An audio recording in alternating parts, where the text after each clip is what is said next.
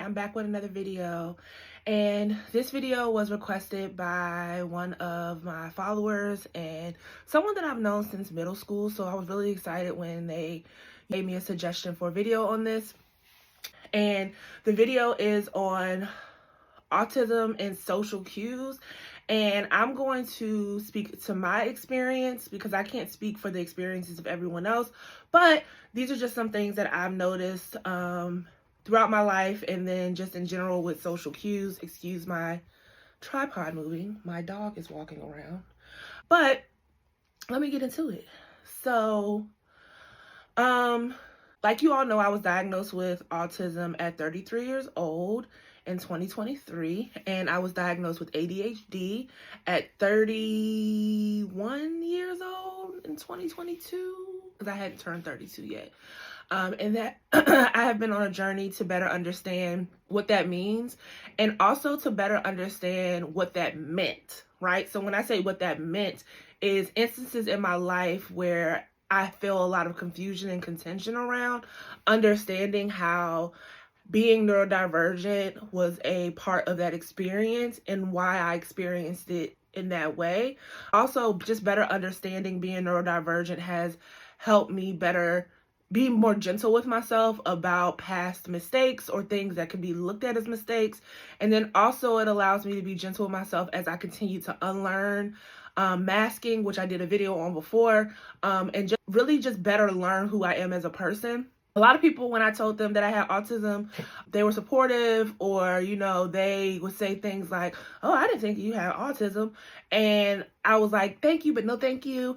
And then I had some folks who were like, you don't let this define you. And I was like, I won't. But also, this is a part of my identity. This is a part of who I am.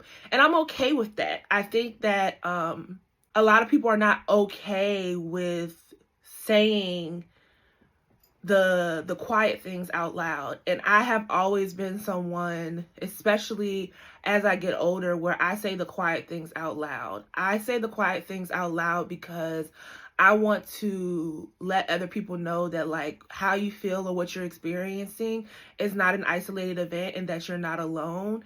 And if you don't have anybody, baby, you got me. So back to social cues. Let me get off my soapbox. So a lot of things that I used to do, or things that people used to say about me in a friendly way, like, no one really said anything to me mean around my social cues, but just a lot of remarks and conversations. Now in hindsight, I'm like, ooh, baby, it was the tism. It was the tism. First thing is, I do not laugh at movies or comedies, or I really have to be like caught off guard to laugh. One thing that, like, my friends and family, especially my husband, are just like, you laugh internally because you be having a straight face when you are watching shows. And I don't get the cue that it's time for me to laugh, and that shows up in my everyday life. So, like, when people are like in a room talking and someone's like cracking a joke or whatever like that, I look around to see what everybody else is doing to make sure that I am doing the same thing too. And that is a form of masking, and I am unlearning that. It's going to take some time. But, like, if other people are laughing, I'll be like, ah. I'll try to make myself engage in the way that I think is normal based on what other people are doing. Because 9 times out of 10, it may be funny, but I just don't feel like laughing. It just ain't nothing coming out. So, like, that's one of my social cues where it's just like, it's not that I don't fully understand humor. Maybe it is I don't understand humor. But, like, sometimes, most times, I find that, like, things are amusing, but not enough for me to audibly laugh. So I make sure, and I'm trying to unlearn this. Like I said, I look at how other people react to people's jokes, and then I try to react the same way. I am the person, I don't know if y'all have ever seen, like, the memes where it be like, laughing my fucking ass off, but you got a straight face. Like, that's me. LOL, face is straight. And that's with all emotions. But I'll talk about emotions and autism another day.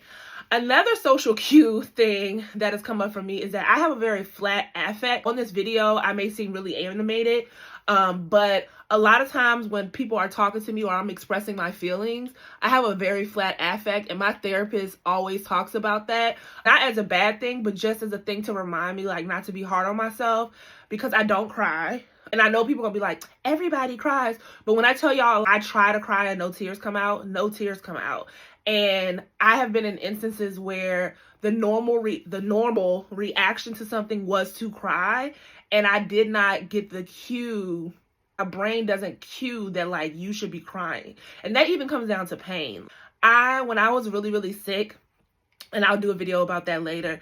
When I was really, really sick and they would ask me like on a scale of 1 to 10, how much pain do you experience? And I'd be like 10, and my face would be straight. They'd be like, you ain't crying. You don't look distressed.